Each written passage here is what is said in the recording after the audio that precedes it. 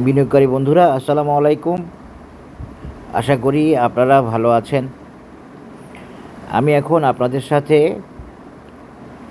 Eastern ইন্স্যুরেন্সের একটা analysis দেওয়ার চেষ্টা করব এবং চেষ্টা করব এর কারণ বের করতে ইস্টার্ন ইন্স্যুরেন্স কেন এখনও উঠে আসতেছে না বা কেন সময় নিচ্ছে। তো এতটুকু বলি, এখন আমি ইচুমুকু নিলাম আর এমএসিডি নিলাম। ইস্টার্ন ইন্স্যুরেন্স কালকে থেকেই পজিটিভিটি থেকে চলে যাবে আশা করি, এবং এমএসিডিতে বাই সিগন্যাল এখনও আসে এবং বুলিশ অবস্থায়ও আছে। ফিউচার ক্লাউডও গ্রিন আছে। শুধুমাত্র ইস্টার্ন ইন্স্যুরেন্স আসলে দেরি করতেছে। এইভাবে যে ইস্টার্ন ইন্স্যুরেন্স চলতেছে, এটার পিছনে মূল কারণ হচ্ছে আসলে কনসলিডেশনটা ও কাটায় উঠতে পারে না এখনও। কনসলিডেশন কাটায় উঠলে ইস্টার্ন ইন্স্যুরেন্স এইটা ক্রস করে বেরিয়ে আসবে। এই ধরনের একটা চ্যানেল বা ট্রেন্ডের মতো যেটা আছে, এটা আসলে মূলত ইস্টার্ন ইন্স্যুরেন্সের কনসলিডেশনের কারণে। কনসলিডেশনটা মূলত টাইম, প্রাইস এবং মুভিং অ্যাভারেজের মধ্যে হচ্ছে। তো এই জন্য একটু সময় লাগতেছে কনসলিডেশনে, অনেক শেয়ারেরই সময় লাগতেছে। কনসলিডেশনটা শেষ হওয়াটা দেখে বোঝা যায় না। আমাদের কাছে ডাটা নাই বা আমার কাছে ডাটা নাই, আমি বলতে পারবো না। এগুলা যাদের কাছে থাকার ওদের কাছে আছে, ওরা ওইভাবে মুভ করায়, ওইভাবে গেম করে, ওইভাবে শেয়ারকে টেনে নিয়ে যায়। তো এখানে আর কোনো বড় সমস্যা নাই। এবং এই একটু আমি দেখিনি আরেকবার। হ্যাঁ, দেখেন উইকলিতে বাই সিগন্যালে আছে, এমএসিডি সাপোর্টে আছে, ফিউচার ক্লাউড গ্রিন আছে, খুব সুন্দর আছে। এই যে 80 যাওয়ার জন্য সে এই সময়টুকু নিচ্ছে। আপনারা দেখতে থাকেন, একটু অপেক্ষা করেন। এই শেয়ারটা মূলত দেরি হওয়ার কারণ হচ্ছে কনসলিডেশন, এবং কনসলিডেশনটা ওভারকাম করার সাথে সাথে সে কিন্তু উপরে উঠে আসবে। আমি আরেকটু দেখার চেষ্টা করি, তারপরে আপনাদের সাথে শেয়ার করব।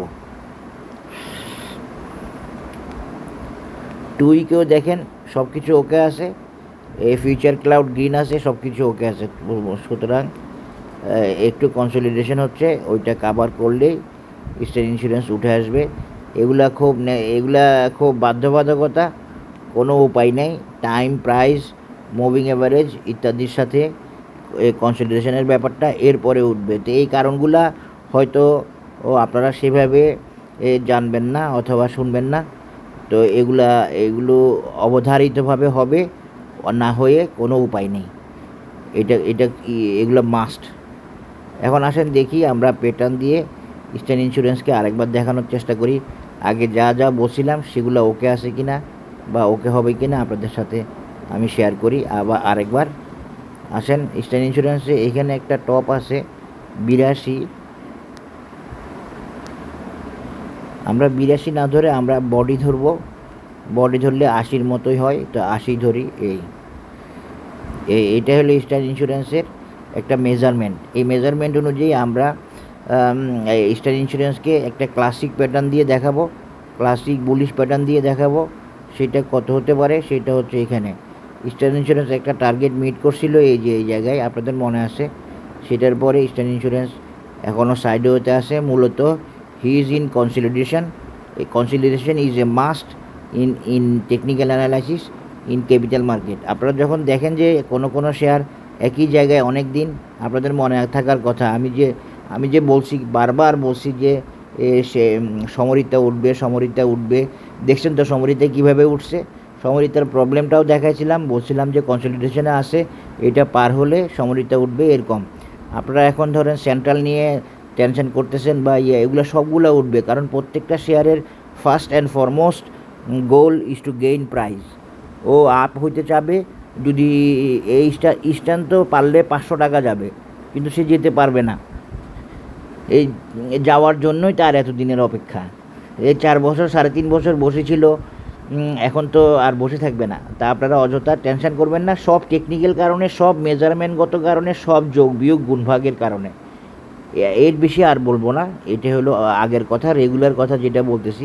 তাহলে কি ইস্টার্ন ইন্স্যুরেন্সের এইটাই কি ফাইনাল টার্গেট? 80 না, এটা ইস্টার্ন ইন্স্যুরেন্সের ফাইনাল টার্গেট না। ইস্টার্ন ইন্স্যুরেন্সের আরও টার্গেট আছে। শর্ট টার্মের মধ্যে একটা টার্গেট, আরেকটা টার্গেট আছে হলো এইটা। এটাও আজকে দিয়ে রাখলাম, আগে এটা দিনে 106 টাকা। এটাও ইস্টার্ন ইন্স্যুরেন্সের একটা টার্গেট বা রেজিস্ট্যান্স। এটা আমরা ফিবোনাচি দিয়েও দেখাইতে পারি। ফিবোনাচি দেখালে আপনার একই রকম মেজারমেন্ট আসবে, একই রকম টার্গেট আসবে, আশা করি কোনো অসুবিধা হবে না। এই যে দেখেন মিলে গেছে বরাবর। এই ইস্টার্ন ইন্স্যুরেন্স যখন এখান থেকে সে রেজিস্ট্যান্স ক্রস করবে, আপনারা এই রেজিস্ট্যান্সের দিকে একটু খেয়াল রাখতে পারেন। এই ধরেন এই 70 টাকা পার হলে ইস্টার্ন ইন্স্যুরেন্স এদিকে যাওয়া শুরু করবে। প্রথমে এইটা, তারপরে এইটা।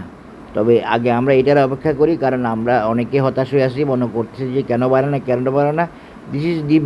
This is time related market.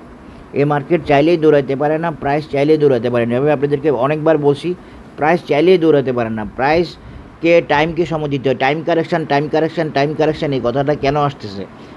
তারপরে কনসলিডেশন এই কথা কেন আসতেছে? কনসলিডেশনটা তো বুঝতে হবে, টাইম কারেকশানটা বুঝতে হবে। আপনি যখন বুঝবেন যে আপনার শেয়ারটা সাইডওয়েতে আসে বা একই লেভেলে অনেক দিন, আপনি ধরে নেবেন যে আপ ট্রেন্ডে আসে, আপিস আসে, টার্গেট ওরিয়েন্টেড আছে, কিন্তু দেখতেছেন যে সে রেজিস্ট্যান্স ব্রেক করে না, একটা চ্যানেল তৈরি করছে, একটা সাইডওয়ে মোডে আসে, তখন আপনি ধরে নেবেন যে এইটাতে আসলে টাইম কারেকশান হচ্ছে। এইটা পার হলেই সে ওভারকাম করলেই সে আবার টার্গেট ওরিয়েন্টেড হবে এবং নতুন টার্গেটের দিকে যাওয়ার চেষ্টা করবে। আশা করি বুঝতে পেরেছেন। সবাই ভালো থাকবেন। আর আমার একটা কোর্স শুরু হচ্ছে আলহামদুলিল্লাহ অনেক দিন পরে। আর আরেকটা কোর্স শুরু হবে এর পরের, যারা আগ্রহী থাকবেন তারা যোগাযোগ করবেন।